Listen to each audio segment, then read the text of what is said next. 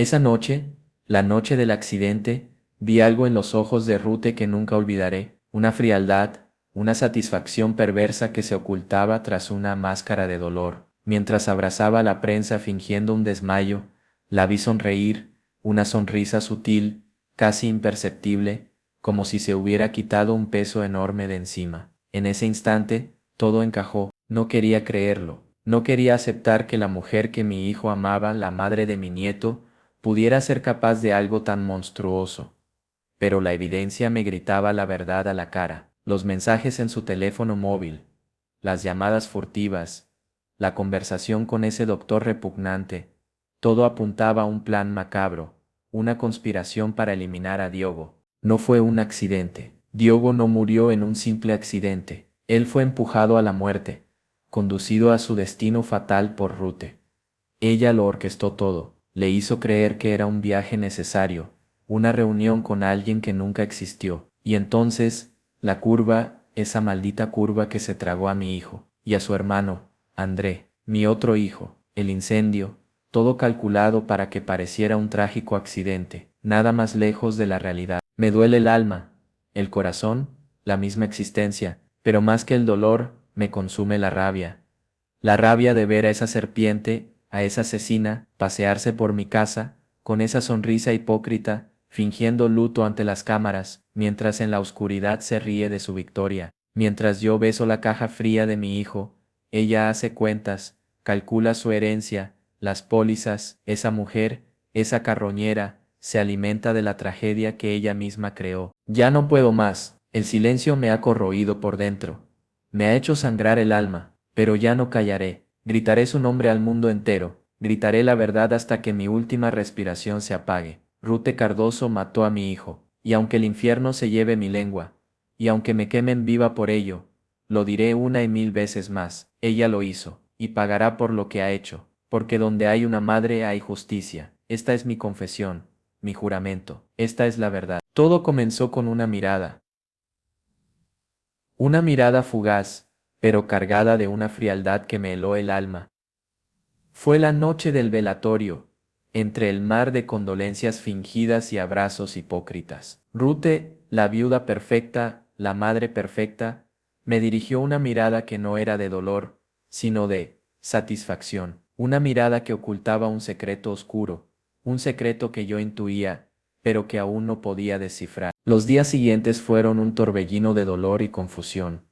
Intenté procesar la pérdida de mi hijo, Diogo, pero algo no encajaba. El accidente, según la policía, parecía demasiado conveniente, demasiado perfecto para ser cierto. Las circunstancias, demasiado sospechosas, y la actitud de Rute, demasiado fría, demasiado distante. ¿Sería posible? Empecé a investigar por mi cuenta. Hablé con amigos, vecinos, conocidos, buscando cualquier detalle, cualquier pista que pudiera arrojar luz sobre lo sucedido. Algunos comentarios casuales, frases fuera de lugar, detalles que al principio no parecían relevantes, comenzaron a tomar forma de un rompecabezas siniestro. Algo no cuadraba en la historia oficial. Un día, encontré su teléfono móvil, un viejo teléfono que Rute había olvidado, y fue entonces cuando encontré los mensajes, una serie de mensajes ocultos que compartía con un hombre que no era Diogo, mensajes crípticos,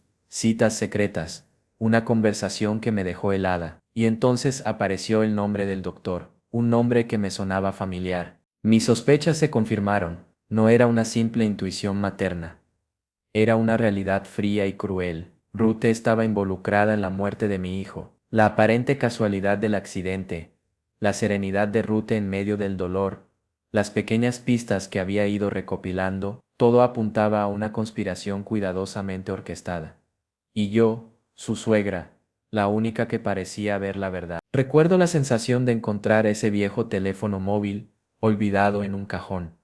Un teléfono que Rute parecía haber olvidado por completo, un vestigio de una vida anterior, de una vida que ahora intentaba borrar. Era un teléfono antiguo, de esos con teclado físico, el tipo que ya casi nadie usa. Pero era ahí, en ese aparato obsoleto, donde se ocultaba la verdad que Rute tanto quería esconder. Con manos temblorosas, encendí el aparato.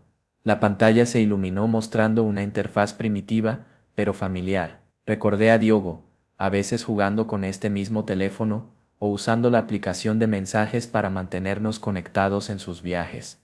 El acceso a los mensajes fue sencillo, no había contraseña, o la contraseña estaba puesta por defecto, o simplemente Ruth lo olvidó. Y entonces los vi. Los mensajes, una serie de mensajes con un número desconocido, mensajes que databan de semanas antes del accidente, mensajes que hablaban de un plan, de una necesidad, de un evento que debía ocurrir esa misma semana, la semana del fatal accidente de coche, una semana que coincidió también con la desaparición de su hermano André, mi otro hijo. Los mensajes eran crípticos, pero lo suficientemente claros como para entender su significado. Hablaban de una ruta específica, una carretera peligrosa, una curva traicionera, una ruta que coincidía perfectamente con el lugar del accidente. Hablaban de un plan que requería que Diogo se fuera de viaje, que tomara el coche ese mismo día, que no regresara. Era espantoso, era la evidencia definitiva. También aparecía el nombre del doctor, un hombre con el que Rute tenía una relación cercana. Un hombre que, según las pesquisas de los últimos días, era un colaborador muy cercano a su familia. Era la pieza que faltaba en el rompecabezas. Era la prueba que necesitaba para desenmascarar a esa asesina disfrazada de viuda perfecta. La evidencia digital era contundente, irrefutable. Era la verdad en crudo, plasmada en esos mensajes ocultos. Entre los mensajes crípticos, encontré algo aún más escalofriante.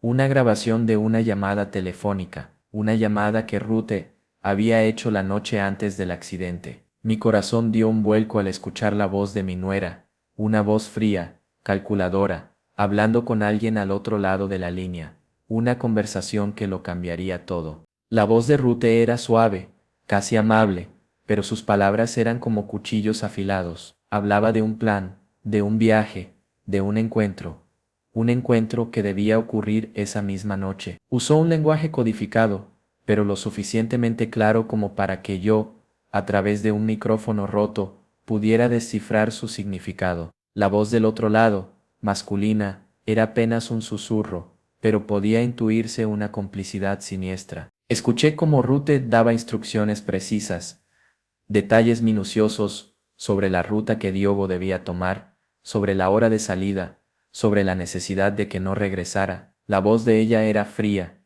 casi mecánica. Parecía leer un guión escrito con sangre. Era una conversación fría, calculadora, espeluznante, un plan de muerte ejecutado con una precisión despiadada. Y en la conversación pude percibir que Rute no actuaba sola. Fue entonces cuando comprendí el alcance de la maldad de Rute. No se trataba solo de celos, de ambición o de venganza. Era algo más profundo, algo más oscuro. Era una conspiración que involucraba a otras personas, gente que compartía su sed de poder y su falta de escrúpulos. Esa llamada telefónica era la pieza clave, el nexo que unía todos los hilos sueltos de la investigación, la prueba definitiva que necesitaba, y de pronto algo se hizo claro como el agua. La voz al otro lado de la línea, aunque apenas audible, parecía conocer los detalles del plan a la perfección. Hablaba con una autoridad que solo puede provenir de alguien que estaba profundamente involucrado en la conspiración.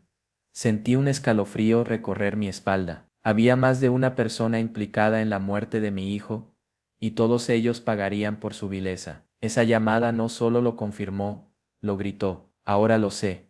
Ahora todos lo sabrán. Cierro los ojos y vuelvo a esa noche. La noche en que mi hijo, Diogo, salió de casa con una sonrisa, con la inocencia de un niño que solo pensaba en volver pronto. Recuerdo su abrazo, el aroma a su colonia, el sonido de sus pasos alejándose. Pero ahora sé que esa sonrisa inocente ocultaba un destino mortal, un destino mortal, un destino que Rute había planeado con fría precisión. Según la información que obtuve, Diogo salió de casa alrededor de las 9 de la noche. Iba con su hermano menor, André. Se dirigían a una supuesta reunión de amigos, una reunión que Rute, con sus mentiras, había forzado. A partir de ahí, la reconstrucción se vuelve macabra. Un camino elegido con precisión diabólica por Rute para conducir a mi hijo a su fin. Los mensajes interceptados revelaron que Rute había manipulado a Diogo, haciéndole creer que la reunión era crucial. Le había dicho que debía ir solo, que el encuentro era secreto. Él, confiado en su esposa, aceptó. Pero esa confianza, esa inocencia, fue su perdición.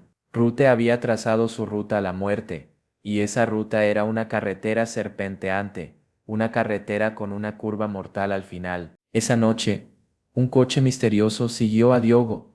Testigos presenciales lo confirmaron. El coche se detuvo cerca del lugar del accidente. Luego, todo sucedió muy rápido. El coche de Diogo se desvió de la carretera y se precipitó por el barranco en una curva cerrada. Un accidente que, a la luz de las nuevas evidencias, se transforma en un asesinato premeditado, un homicidio a sangre fría. La reconstrucción de esa noche me llena de horror. Veo a mi hijo, confiado, cayendo en la trampa que su esposa le había tendido. Veo el coche, descontrolado, precipitándose hacia su destino. Veo la muerte acechando a mi hijo desde las sombras, con la complicidad de Rute. Y sé que nada de esto fue casualidad, fue un asesinato planeado, un asesinato que Rute Cardoso intentará ocultar eternamente, pero que la verdad revelará. La hipocresía de Rute Cardoso era tan repugnante como la muerte misma. Mientras el mundo la lloraba como una viuda desconsolada, ella sonreía en la penumbra, una sonrisa de satisfacción, de alivio, una sonrisa que yo misma vi, escondida tras el velo de lágrimas falsas, durante el funeral. Era una actuación perfecta, un espectáculo de dolor fingido para engañar a todos. Ella abrazaba la prensa, fingiendo un desmayo, recitando su dolor para las cámaras, pero yo, ahí mismo, entre la multitud, vi cómo sus ojos brillaban con un fulgor extraño, un fulgor que no era de tristeza, sino de triunfo. Sus lágrimas eran falsas, sus suspiros, fingidos, su dolor, una farsa cuidadosamente elaborada para ocultar su monstruosa verdad. Mientras yo besaba la fría caja de mi hijo, ella calculaba su herencia. Mientras yo lloraba su ausencia, ella preparaba su nueva vida. Mientras yo me desgarraba el alma por la pérdida de mi niño, ella contaba billetes, firmando contratos, planeando su futuro con el dinero que mi hijo había ganado con el sudor de su frente. Esa mujer no es una viuda, es una carroñera. La hipocresía de Rute era tan profunda que incluso su propio hijo no sospechaba la verdad. Él la veía como una madre perfecta, una mujer que luchaba contra la adversidad. Pero la verdad es que ella es una asesina, una mujer fría y calculadora que sacrificó a su esposo por su ambición. Ella, una maestra del engaño, una actriz que interpreta a la perfección el papel de la víctima. Ella manipuló a todos, incluyendo a la justicia, su actuación impecable, sus lágrimas artificiales, su dolor fingido, todo formaba parte de un plan cuidadosamente diseñado para desviar la atención y evitar la verdad. Pero la verdad siempre sale a la luz, y en este caso, yo misma la voy a sacar a la luz a través de los medios necesarios, porque la justicia tardará pero llegará. No se trata solo de sospechas, de corazonadas de madre.